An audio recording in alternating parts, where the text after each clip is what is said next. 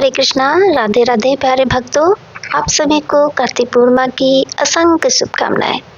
कान्हा जी आपके जीवन में प्रेम, भक्ति और आनंद की वर्षा करें।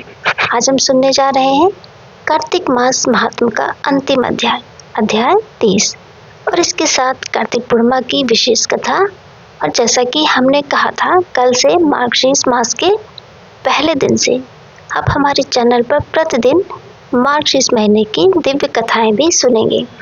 इसीलिए यदि आपने अभी तक चैनल को सब्सक्राइब नहीं किया है तो अभी कर लीजिए और बेल आइकन जरूर दबा दीजिएगा ताकि आपको हर कथा का संदेश समय पर मिले।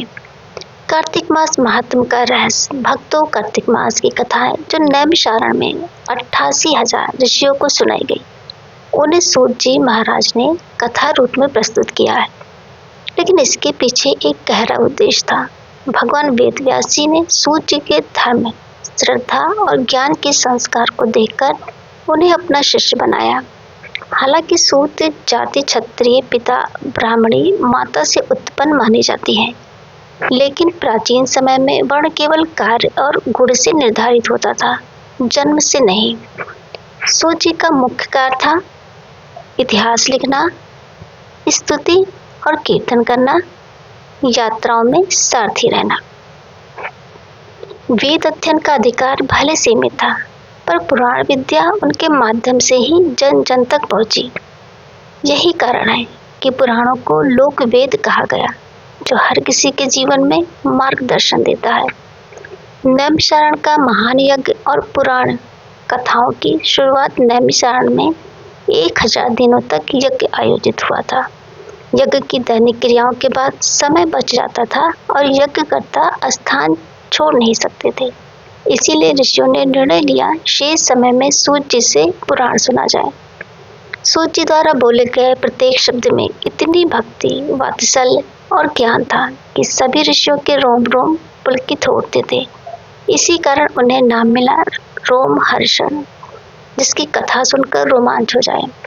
एक घटना जिसने इतिहास बदल दिया। कथा के समय भगवान बलराम जी उस सभा में पधारे।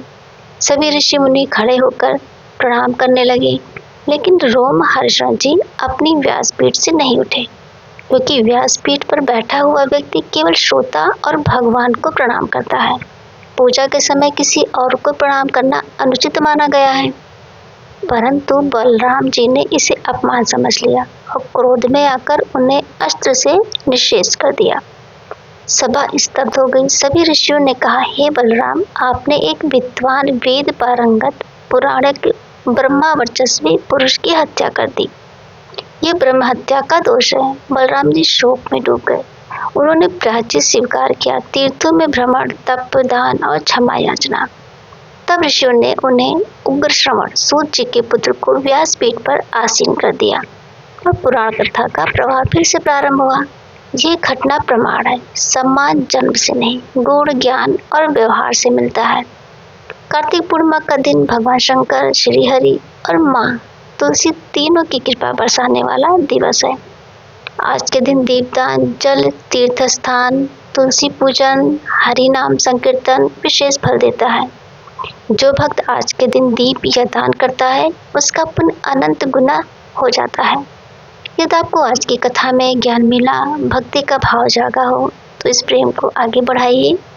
वीडियो को लाइक करें, कमेंट में लिखें हरि बोल, चैनल को सब्सक्राइब करें, बेल आइकन दबाएं ताकि कल से शुरू होने वाली मार्गशीर्ष मास की कथाएं आप तक समय पर पहुंचती रहे। तो राधे राधे। कल मिलते हैं मार्गशीर्ष मास की पहली कथा में। तब तक के लिए जय श्री कृष्ण दोस्तों।